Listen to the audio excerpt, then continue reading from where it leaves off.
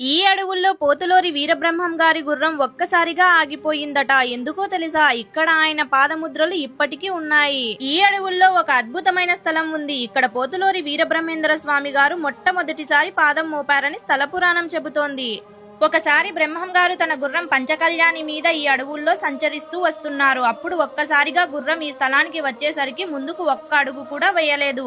ఎంత ప్రయత్నించినా గుర్రం ముందుకు వెళ్ళకపోవడంతో బ్రహ్మం గారు గుర్రం మీద నుంచి దిగారు. ఆయన పాదం నేల మీద పెట్టగానే ఇక్కడ పాదముద్రలు ఏర్పడ్డాయని స్థల పురాణం చెబుతోంది. అదే కాకుండా ఆయన గుర్రం పంచకళ్యాణి పాదముద్రలు కూడా ఇక్కడే మనం చూడవచ్చు.